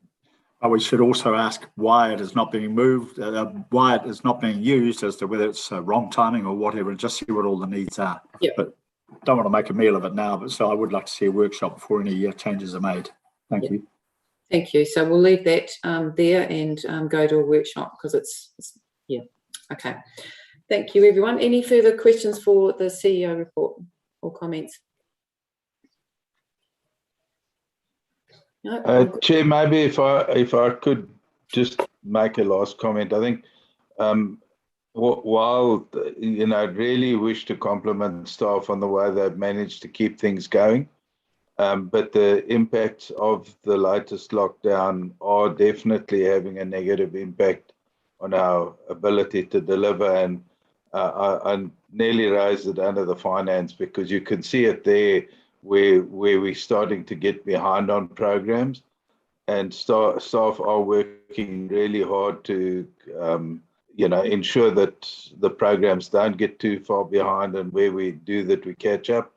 But it is having a long-term consequence for us. So that really we have little ability to change until while we're going in and out of lockdowns as we are. I certainly noticed we've got recruitment issues, which you could attribute to COVID lockdowns as well. Certainly not helping anyway. Okay, so all those in favour of accepting the Chief Executive's report? Thank you. Anyone against? Carried. All right, we'll move on to items 9, receipt of committee minutes and working party group updates. So can I have... Also move. Thank you, Colin. So that's for the unconfirmed minutes of the Kaipara Moana Remediation Group, Te Oniwara Tohi Board, Audit and Risk, Investment and Property, and Joint Regional Economic Development. Second, Marty. Thank you, Marty. Okay, so from Moana, remediation. Amy or Joss, do you want to give a quick update on this? Amy? I was holding a space for Joss to step in. Yeah, it was a good meeting. The minutes are there for people to have a look at. We looked at the Whenua Whānui Fund, which is about accessibility of remediation funding for upland community groups, but the naming wasn't quite right. So we looked at that, and then yeah, there's a piece of work being done around the in-kind contribution, which is quite complex. And basically, there's as part of the whole project, there's a requirement for a 50% across the project, 50% in-kind contribution from landowners, and yeah, it's complicated figuring out how you define that and record that and make sure it acknowledges the contributions people are making, but also doesn't count things that aren't really contributions to the outcomes that we're trying to achieve. So yeah, big piece of work being done there, and yeah, we looked at that. And then yeah, we looked at the draft annual report, which we just had a workshop yesterday and saw the final version, which is going to be signed off. And that's actually a really great document. And once that's out there, it'll be really good for councillors to all have a look at it. And I'm sure it'll be sent quite far and wide. It really summarises what we've been doing so far, and the you know, the concept that that whole project was supposed to have a year zero, but we didn't. And so year one has been absolutely building the plane as we fly, and still some really good achievements. And as we move forward now, we're in a much better position to be getting things done on the ground. So yeah, and that was good. And we had an update from Alan Wilcox, who is the acting Poutātaki, who has been sitting in that position in the Kaipara Māori Kura, which is the organisation which has been set up to lead the project, and wasn't announced at this meeting, but since then we have Justine, is it Dor? I'm not sure how to say her last name, Dor, announced as the successful applicant for the Poutātaki role. So that's actually really exciting, and Ellen did a great job of carrying us through that period where we had the vacancy, but certainly feels like there's something really big about having that position filled, and she seems to have a really great skill set to bring to the project. So I think everyone's feeling really, really good about where we're at now, and looking forward to the next steps. I don't know, Joss, do you want to add anything? Or Penny? Yeah, no, thanks actually, Amy. I think that pretty much sums it up. I think the thing that you touched on and is the most useful and will be the most useful for councillors and anybody else is actually that annual report when it's released, because it gives a really good rundown of what we've been doing, and it's actually it's 9 months, it's not a year, so it kind of gets you a good overview of just how much we've been trying to actually get in place with limited staff and people doing 2 jobs, and all of the expectations that everybody has. It's been fairly full on, so to have got what we have has been quite miraculous, and it's a good launching pad really for moving into year 2. So yeah, I think that's probably the key part of it. All of the aspects of what we do with Kaipara Moana is it's a unique committee in that this partnership that we have is a genuine partnership, and it takes time to work things through, and there are things that you just don't even think about from a council perspective that our Kaipara Uri counterparts are like have a completely different way of looking at things, and so it takes a lot of time to be able to actually sit and listen and understand one another and where we want to get to. We all have the same goal at the end of the day, and that's the restoration of Kaipara Moana. And from there, it's just a matter of working out ways of working together. And that is what we've spent a lot of time doing over this first sort of 9 months. And we've now got a genuinely cohesive team and really good way of moving forward. And I think, you know, that's the thing that comes out of our interactions and our meetings now. And yet there are always going to be things that we need to keep tweaking and moving forward with, but it's definitely a good launching pad. So we'll let everyone know when that annual report comes out and send you the links to that. Thank you, Amy and Joss. And the only other point I would make is that when you do read that annual report or 9-month report and get to the financials, you'll see that there will be a lot of carry forwards on the projects that we thought we may be able to complete this year. In reality, a lot of these projects are 18 months to 3-year projects, so there are always going to be carry forwards. And I think now with the new Potataki and the new officers in NRC, will, as a committee, be able to elevate ourselves a bit more into the real governance role and leave the operations to the operations, which was always going to happen, that we were going to be in a bit of the weeds, but now we've got these things in place, it's going to run even smoother. So, all right, next committee was the Te Ōnō Rohi board. Marty, quick update from you. Yeah, thanks, Penny. The Te Ōnō Rohi is a few years ahead of the KMR, and that foundation building is showing success. And governance is now in place where it's able to now hand over to operations and try and get some runs on the board. We had a presentation by the Snapper Bonanza last meeting, and also the Muscle Spat industry members, and in getting runs on the board. We're looking at getting signage on the beach and also speed limits on the beach, and also addressing that disposal of ashes, just to get that stopped by contacting all the members of the industry, what do you call it, undertaking industry, to tell people no tossing your dead over the side there. So those yeah, good to get those little bits of momentum there, so that we can get some serious mahi done, and making people aware of the mauri of Te Ōnō Rohi. I don't know if Ben, you've got anything further you'd like to add?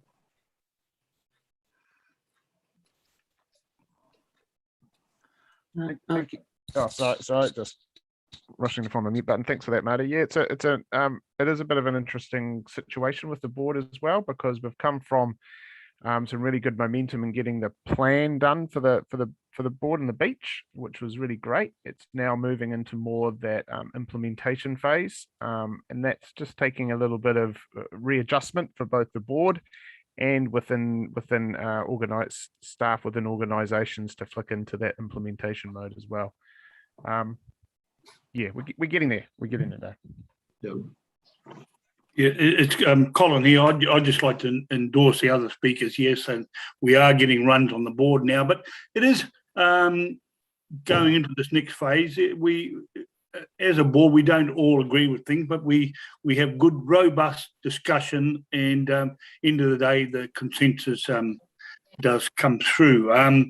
One of the things is I'm very pleased to say that the board is now endorsing the Snapper Bonanza fishing contest, which is our biggest fishing contest in the Southern Hemisphere, 800 and 900 anglers and that. So, yeah, so that's one of the biggest event that we do have on the beach. But it's good to see the committee embracing that and forming that greater partnership moving forward. So, yeah, thank you. Thanks, everyone. So the next meeting was the audit and risk, which I've just remembered I chaired, as Colin, you were not able to make that meeting. So we had an update from HR, which there were some actions that came out of. We had the annual report, which we passed today from Deloitte, which was a very good result and a very smooth process. So compliments again to all those involved.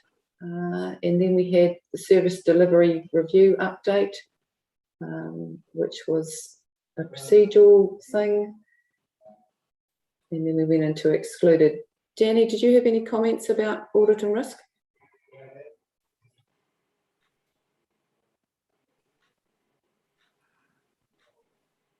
Might have worked out. No, Chair, it was I guess it's probably more just visibility on a couple of issues, particularly working with management as well as Deloitte's, particularly in terms of the internal maturity assessment, and that was more comments around the organisation's, I guess, internal audit capability. Just given that the team is stretched, or at least it was more that there'd be an external lens or some assistance to staff in terms of the internal audit capacity or capability as well. Okay, thank you. Stuart, did you? Thanks, Madam Chair. As chairperson of audit and risk, I'm sick leave, so I do appreciate you standing in for me to do the mihi on that day. So thank you for that. Yeah, it was a good meeting. Stuart, any comments from you? No, they've all been said before. Okay, all right, thank you. So that brings us to the end of our committee. No. Sorry, what? Investment and property. And we've also got Justin after me. Is that the working party one though? Oh no, sorry, you're right. Yep, okay. Anyway, no problem. Look, I mean, I will take it as read, but I just want to make a couple of comments. Look, I think for any public who are listening, we have very robust and good discussion with councillors, staff, and all our 3 independents. So I do want to thank them very much.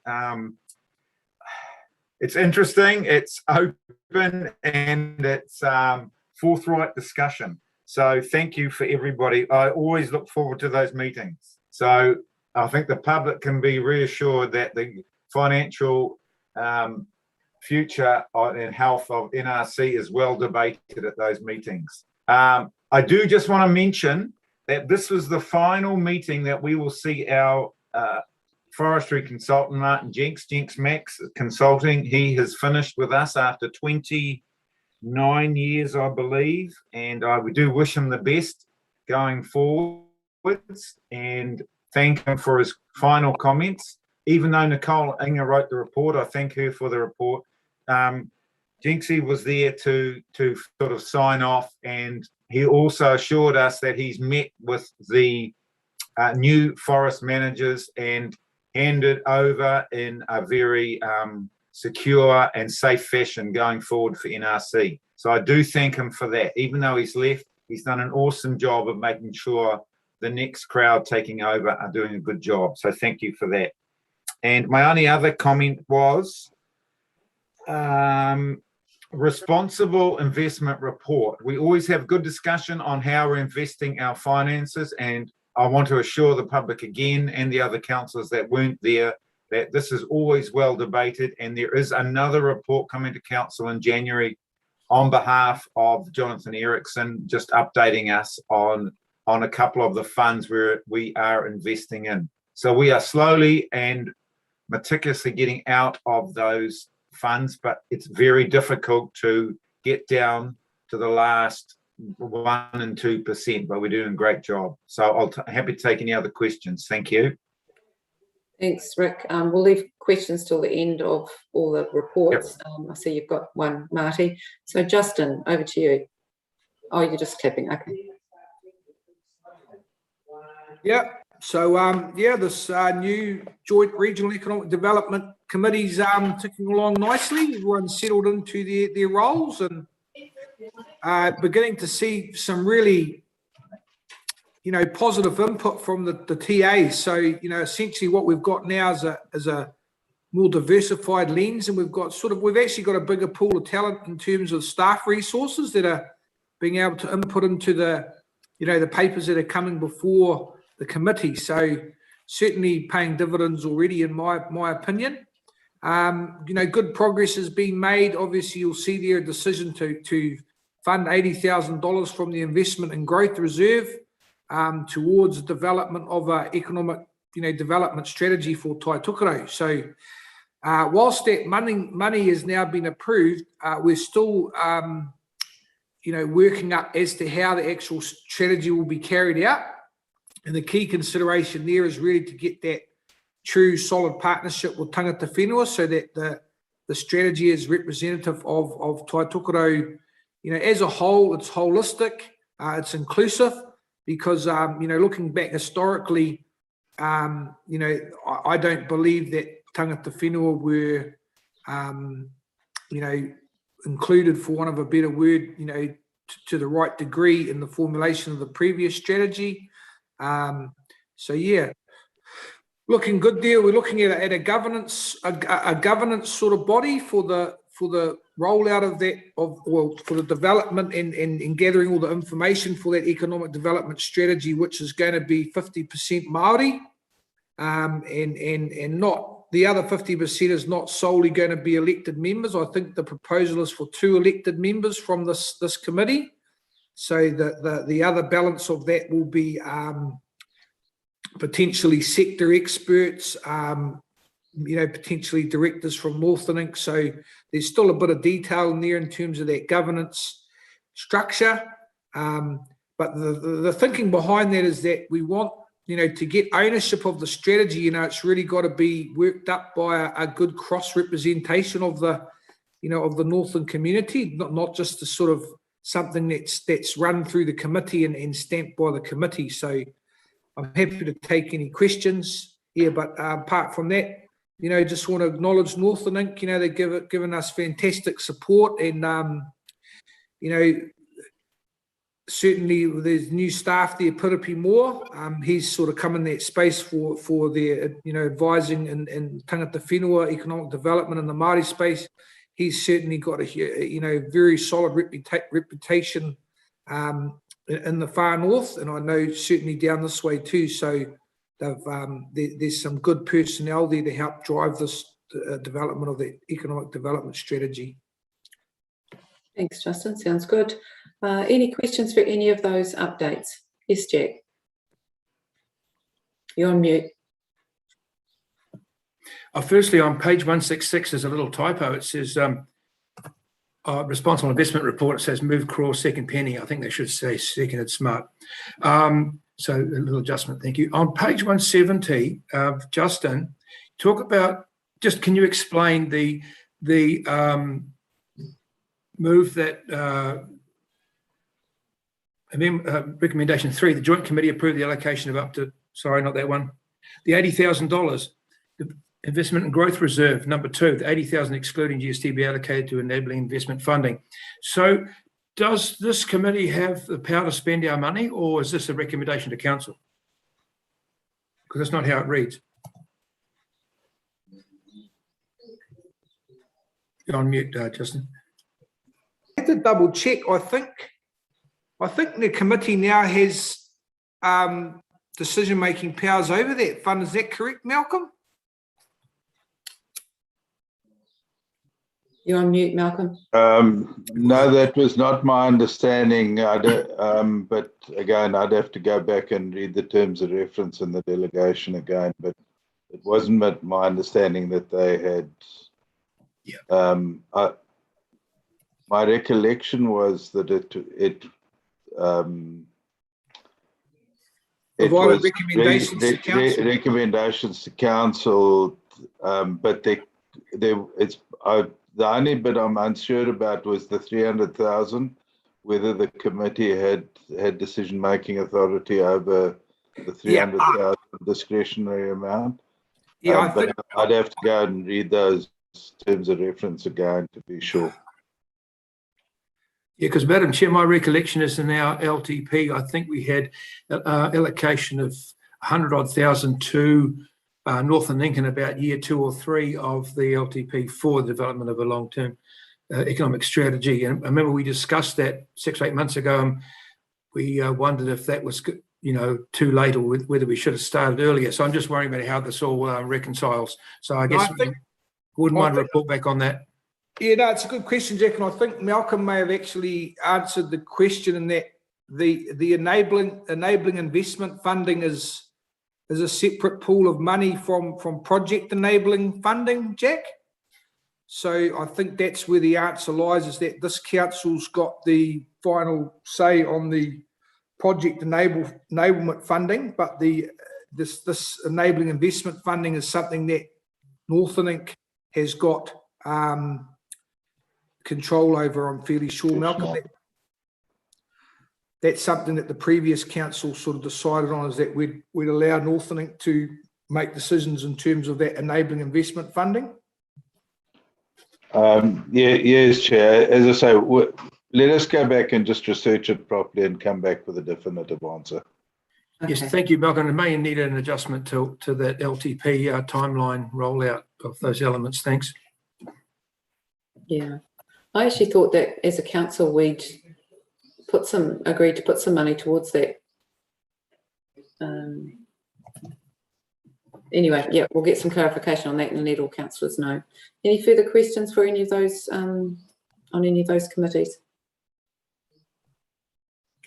Okay, all those in favour of accepting them? Anyone against? Carried. With one action coming out of that. So 9.2, working party updates and chairperson's briefings. Mover and seconder. Joss, do you want to move? Yep, happy to do so. And Amy second, thank you. And over to you, Joss. Planning and Reg. Yep, cool. Thank you, Chair. I'll make it short and sweet. Majority of what has come through from Planning and Reg has actually gone to either workshops, full workshops with council, or TTMAC. So there's been, most of that stuff, as you can see, is fairly substantial chunks of work that end up going into council to workshop further. The one that I was going to touch on, where am I? Where's it gone? Sorry, bear with.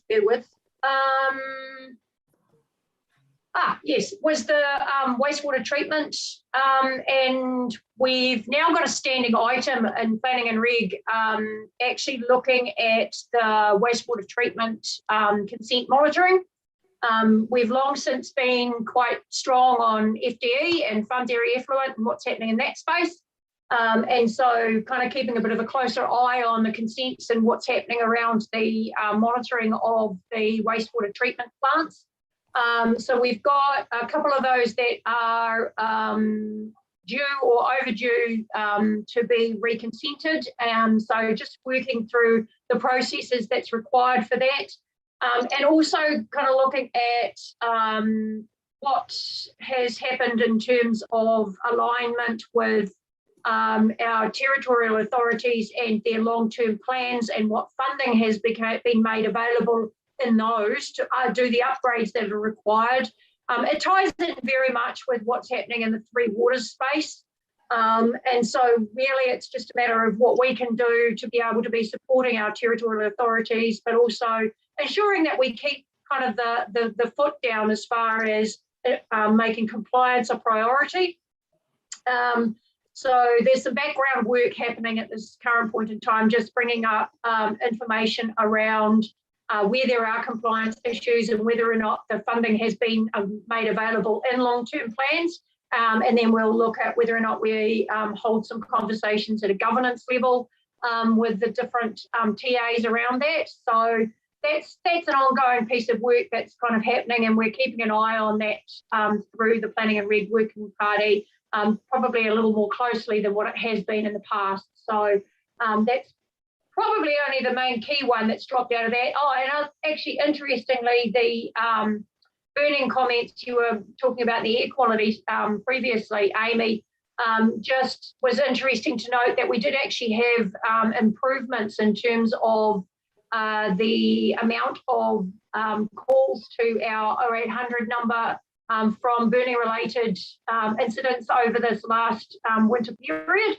And we were looking at, and you correlate it entirely, but we have been doing campaigns on that in terms of information out into the public.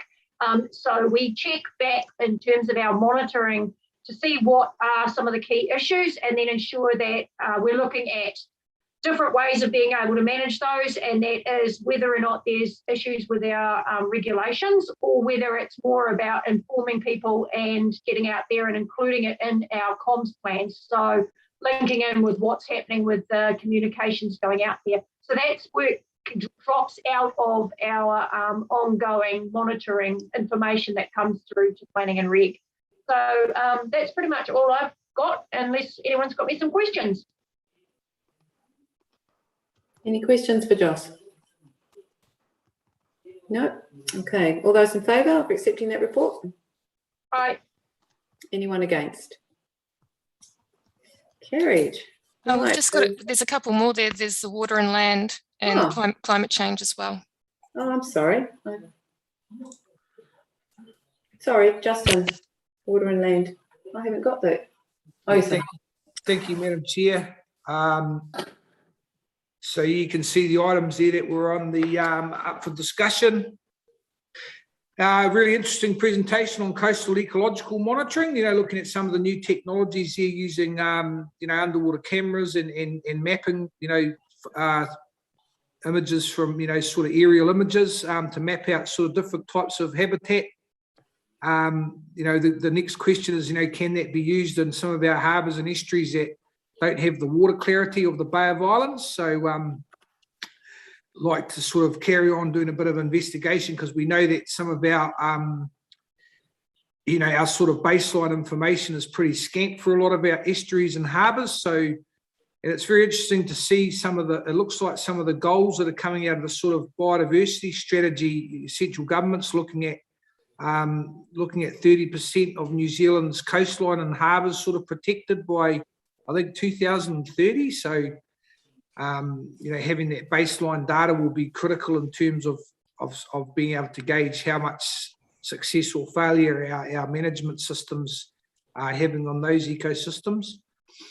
I think there needs to be a bit of an alteration there to the action points, because it just says there's an item there to go to the Regulatory and Planning Working Party meeting.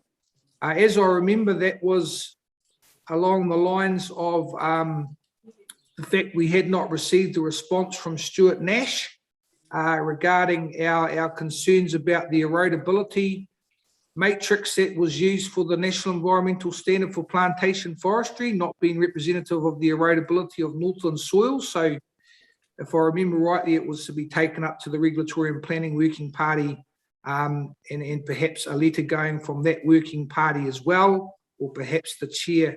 But you signed that last letter, didn't you, Penny? That went to Stuart Nash.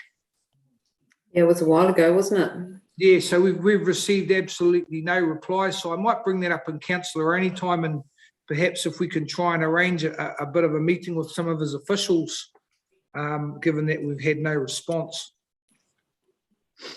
But yeah, happy to take any questions.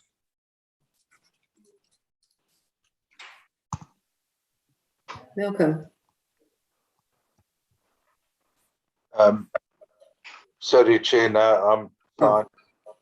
Sorry, I just saw your thing come up. Amy, on to you. Thanks, Penny. So the Climate Change Working Party, we had a good meeting. We first off looked at the Te Tai Tokerau Climate Adaptation Strategy, which is a strategy that sits across all 4 Northland councils. And I've written down a description which somebody from staff must have said, which seems quite good. It's the essential groundwork to prepare councils for what is coming, and that's what's coming from climate change, what is coming from legislative change, and also local government change. And we've seen this document as a full council as well, and it's also been to TMAC this month just been. And really it's just about a cohesive and consistent plan for climate change adaptation, the work that we do in that space, NRC as well as the 3 district councils.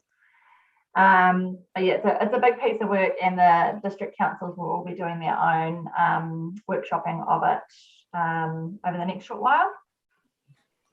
We had an update also on the implementation of our NRC climate change strategy, and I'll just clarify that the NRC strategy, Ngā Taumata o Te Moana, is at a high level, and it includes 3 po. One is adaptation, and that Te Tai Tokerau climate adaptation strategy kind of sits in that po. And then we've also got emissions reduction and carbon removal. And yeah, just I guess the broader comment I would make is it's really good to have that NRC strategy in place, and then now as a working party we can kind of be checking in with progress as we implement those actions. It's because this has been a new working party for this triennium, it's taken us a while to get to the point that we have a nice structure to report in on and check in on our progress, so that's really beneficial. We had a little look at our fleet strategy in terms of sustainability of our vehicles, and so that was really cool, some cool work being done there. And we had a report from staff on the Intergovernmental Panel on Climate Change, AR6 report, which was pretty heavy, but really important, and I guess just reinforcing the urgency of the work that everybody needs to do in this space. I just wanted to raise something that was raised by one of our non-elected members, and just it's a recurring theme, but I thought it was worth raising here. And that's just around, you know, a big part of what we talk about in the climate change space, particularly in climate adaptation, is the need to work with hapu and our Māori coastal communities. They are highly exposed to some of the most immediate impacts that we are seeing and will continue to see. And just that really strong message that those communities are under a huge amount of pressure to be engaged with. They've got so much work on their plate. They've got central government engaging with them on a number of priorities. They're trying to do their own planning and preparing in the environmental space. And this is another piece of work that, you know, they absolutely are committed to the kaupapa, but it's very hard for people to find time to engage with us.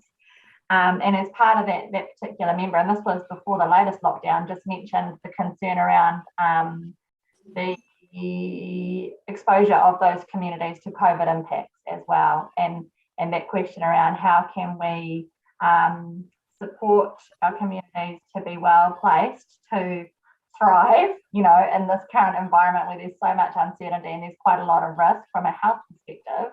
And then the next step is how do we get them in a position where they're able to engage with us on environmental kaupapa. So yeah, I think that's a really big challenge for us right now. You know, the climate change work for me feels so urgent, and that there's so much work to be done with the people of Northland.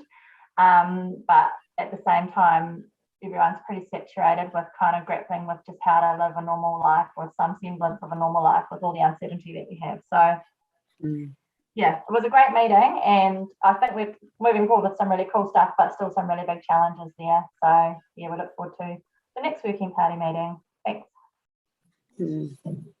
Yeah, some solutions are evading me at the moment. Yeah, Justin. Yeah, a really cool update, Amy. I do have some questions around the sort of implementation of our strategy, particularly around the adaptation. I hear what you're saying about hapu capacity, and that's got to be respected. But I think that there's a lot of groundwork that the regional council, certainly the inter-council climate change, you know, Gōpū can get on with, because, you know, to make any decisions, you've got to understand what the issues are going to be. So things like, you know, if I look at, say, Opanoni or Marty, you know, what's the impact on roading out there? What's the impact on municipal water supplies? What's the impact on properties?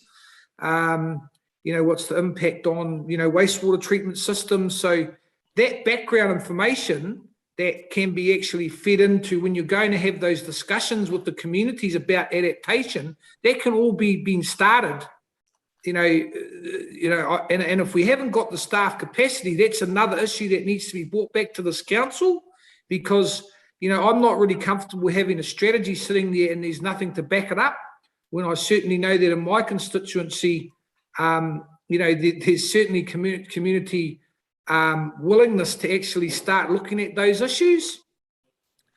You know, and even for whenua Māori, Amy, we can still do a lot of analysis, and I mean, the mapping's already been done. So then you can actually start to look at, you know, what are some of the options, and you know, I think you know, Marty might say, well, no, we'll look at the options, but they're actually limited to a degree. So I'm not sure why there can't be some resourcing at looking at what the options actually are on some of that whenua Māori, because, you know, you've only got two options, you flee or you try and secure it up, and that's got to be costed out, the different roadmaps. So yeah, but at the same token, I certainly sympathise with you that, you know, Māori want to lead all that work themselves, but inevitably, I'm sure the councils have got a space in actually doing the homework and actually coming up and looking at the dollar figures. But then, you know, can we look at ranking communities like where you got Omapu and Opanoni?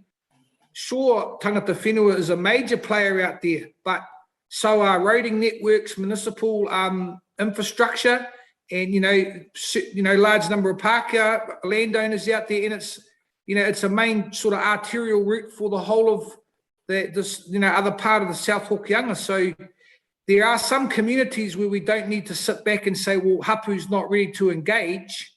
You know, so is there a priority list or a list of communities that we can say, hey, they're more likely to be ready to actually go and actually start testing out? Because we've got to actually go along the journey to actually find out what's going to work and what's not going to work. And I mean, I'd already suggested similar committees or working parties to our flood and catchment working parties would be a great start, you know, to get these things off the ground. So I myself would certainly be interested if there's staff and capacity issues. If we didn't see that when we went through the long-term plan, that needs to be brought, you know, to the council's attention, or, you know, are we just gonna, is it something for the 2022, you know, the next long-term plan? So because I heard you loud and clear today saying that you want to get on and get stuff done. So we need to ask ourselves those questions, you know, what's the pathway forward? Yeah, I think the key, sorry, do you want to respond, Penny? Or? Oh, no, you go. I was just going to say the key thing, the adjustment, what you're speaking to is it sits with the district councils to decide how they're going to engage with the local communities. So we have that overarching role, and I think from a, you know, you're talking about the information that communities need. I think NRC has done a really good job of preparing that base information that sits with us. I'm less familiar with what information the district councils have readily available to hand over. That's something I don't know about, but it sits with them to prioritise their communities and come up with a plan for who they're going to work with. And you know, I would welcome you to have a talk to, you know, your FNDC colleagues about what you know from people you've been speaking to in your local community. That's fine by me, but really it's, yeah, I guess that's the challenge and the opportunity, is that NRC has kind of a leadership role in this space, but it really is the work that needs to be done by the district councils. And there's a framework there, the Adaptive Pathway Planning Framework, which is sort of set out by MFE, which shows the steps that they will do with those communities. But the first decision point is where they're going to do that work. The other thing I would say is right now that climate adaptation strategy for Te Tai Tokerau is with each of the TAs, so they are workshopping it as council, and the structure of the document and all of the actions that are in there are supported by their staff. But for some of the councillors, this will be the first time that they're seeing that, and it does represent an increased commitment to this work, and there's money and dollars associated with it. And some of the things that we are identifying as important and needing to be done soon are not currently funded. So there's definitely a conversation to be had. I would say from an NRC perspective, I feel that we are in a reasonably strong position, but there is probably some more gaps as we look across the region and how that work's going to be done. So yeah, it's ongoing conversation really. Okay, we might try and wrap this up. Thanks, Amy. Malcolm? Chair, I just wanted to comment on the questions around the LTP. I think in fairness, we had little or no capacity pre-LTP. The LTP, council has been, I think quite generous in terms of allowing us to build a dedicated team around climate change. But I'm absolutely certain once we get our head around it more, we're going to have to come back, because the team and the size that we've got is not going to deliver the full outcomes that the region is going to need. So there's no doubt that it's going to be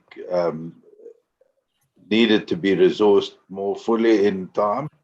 But with the information that we had at hand, it was not reasonable for us to come and ask council for resources for a whole lot of questions that we didn't, we weren't able to provide you reasonable advice on. So it is a building process. It's a journey that we're on, but I would expect it to have to be resourced more fully in the future.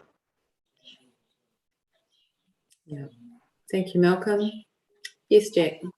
I'd just like to add one little matter, just to talk of what Amy said. Look, we're all very proud of our adaptation strategy. I think it's a fantastic document, probably the single finest thing I've seen in the 2 years I've been here. But just to highlight that we're not only dealing with sort of shifting ground, it's also a shifting debate. At the last joint committee meeting, one of the very high profile to TMAC members said that we should be moving on from, whilst he agreed that the adaptation strategy is a great thing, we should be moving on now to be dealing with mitigation. Now, whether or not we believe it's our role to be dealing with mitigations and debate for another day, but I just thought I'd give you a heads up that that's the debate that's going on now, so that, we can't just sit on laurels and say, oh, well, okay, we've now got our adaptation strategy and we'll just roll that out, it'll be fine. The debate will go on about going further yet again. So it's just really a heads up to let us know that we're always going to be looking at new scenarios constantly here, including mitigation. Yeah, thanks, Jack. Jono, last word to you. Got it, Chair, thank you. Just a couple of quick things to add to the kōrero. One, our strategy, we have an implementation plan that sits alongside it, that has dedicated things that we're actually going to be delivering, and with milestones over a 1, 2 and 3 year time period. Secondly, we've got 3 FTE within the LTP financial year, and we're currently recruiting for those 3 FTE as we speak. And lastly, that the joint staff working group is currently, exactly as you outlined there, Justin, going through multi-criteria analysis that they're going through and assessing all of the different communities to come back to the joint council group with advice as to what are the priorities within which communities we should be engaging with. And I think the key point is that we can't, or we shouldn't be engaging with those communities individually, because we've all got a part to play. So we need to make sure that we go there as a collective of agencies, and it's probably not just NRC and the TAs, it's the other agencies as well, whether it's NTA, Waka Kotahi, to be able to go in and have those meaningful conversations with those communities. So that work that, and it's like you actually read what the group is actually doing at the moment. They're currently assessing those communities, and we'll be coming back to, and I suspect early in the new year, to that interagency, that joint council committee with recommendations. Thanks, John. Okay, so now we can move all of those working party updates. Sorry about that. And obviously a lot of work went on last month, and councillors were very busy, as they are always. Okay, so all those in favour of accepting those working party minutes? Anyone against? Carried. Right, so now we are moving to the part of public excluded. So thank you to everyone who's been live streaming, but we wish you all a good afternoon, and I will move that we move into public excluded. Can I have a second to thank you, Colin? All those in favour?